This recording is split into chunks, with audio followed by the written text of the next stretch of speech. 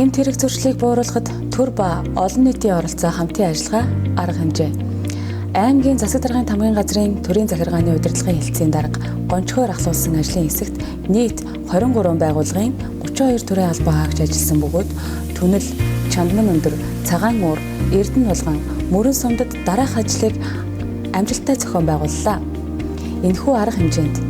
бүтээлч оролцоотой манлайлал иргэдийн уулзалт, ёс зүйтэй хариуцлагатай манлайлал төрийн албан хаагчийн уулзалт, сумдын иргэдийн төлөөлөгчдийн хурлын төлөөлөгчдийг чадваржуулах сургалт, шүүх хуралдаанд иргэдийн төлөөллөөр оролцогчийг мэдээлэлээр хангах уулзалт,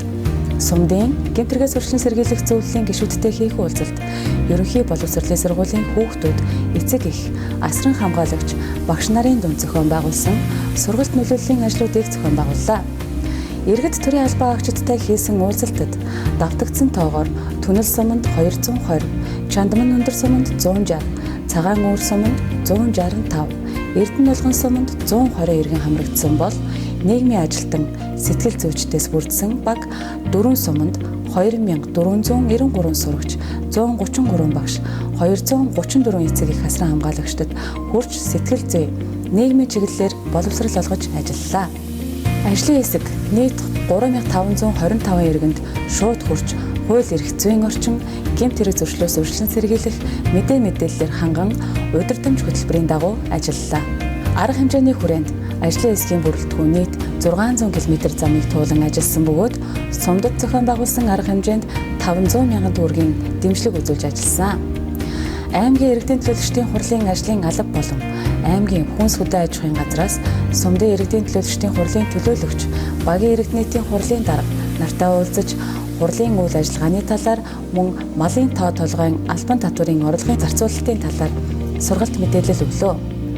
Ажлын хэсэг нь сумын иргэд төрийн албан хаагчдтай хамттан уулзалт хэлэлцүүлгийг зохион байгуулж, байгууллагынхаа үйл ажиллагааг танилцуулах, иргэд рүү чиглэсэн хуулийг сурталчлах талаар мэдээлэл хүргэн сонирхсан асуултанд хариулт өгч, санал солилцож ажилласан нь хугацааны болоод ач холбогдлын хувьд давуу талтай байгаа. Мөн дээрх сумдад ажилласан ажлын хэсэг иргэд төрийн албан хаагчдтай уулзах уулзалтаа 2 ээлжээр хийсэн бөгөөд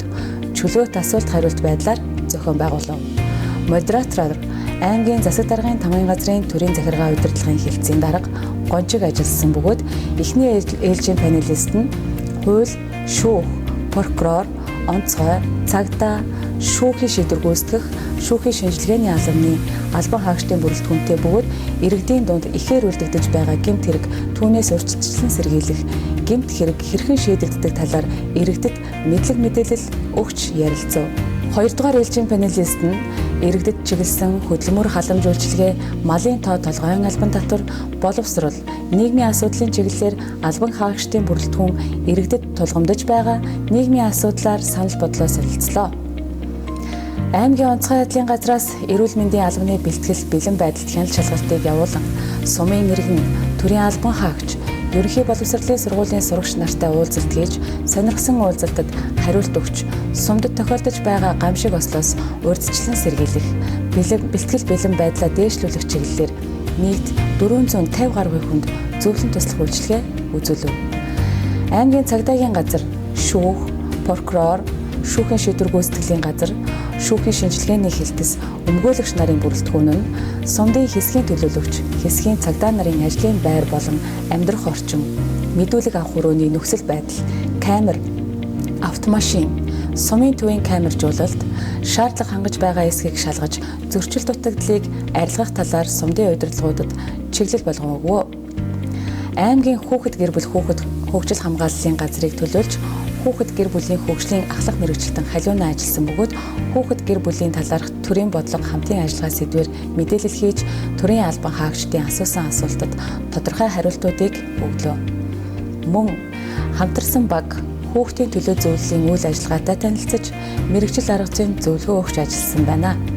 Аймгийн хөдөлмөр халамжийн үйлчилгээний газраас ахмад хөгжлийн бэрхшээлтэй иргэний асуудал хариуцсан мэргэжилтэн отхон гэрэл ажилласан бөгөөд 2026 оны төсөл хөтөлбөрт хамрагдах гэж төсөл өгсөн 17 иргэнд нөхцөл байдлын үнэлгээ хийж үйл ажиллагаа явуулаагүй болон эрсдэлтэй иргэдэд мэргэжлийн зөвлөмж өгч цаашдын чиглэлийг тодорхойллоо. Хугацаа хэтэрсэн зээлийн иргэн төлөлтөд 4 иргэнд мэдээлэл хөргүүлж төлбөр барагдуулах боломжит арга замыг зөвлөн тусалж ажиллав. Ийхүү гэмт хэрэг зөрчлийг бууруулахад төр ба олон нийтийн оролцоо хамтын ажиллагаа арга хэмжээг 6 дугаар бүсэд зохион байгуулсан ажлын хэсэг иргэдээс хууль сурталчлах, соён гэгэрүүлэх, нөлөөллийн ажлын хүрээнд сэтгэл ханамжийн судалгаа авахд нийт 206 иргэн судалгаанд хамрагдсанаас 80 орчим хувь нь хангалттай сайн, 50 гаруй хувь нь сайн, 18% нь дунд гэсэн үнэлгээ өгчээ. Хамтран ажилласан ажлын хэсгийн бүрэлдэхүүндээ цаашдын ажил хөдөлмөрт нь өндөр амжилт хүсье. Та бүхэндээ баярлалаа.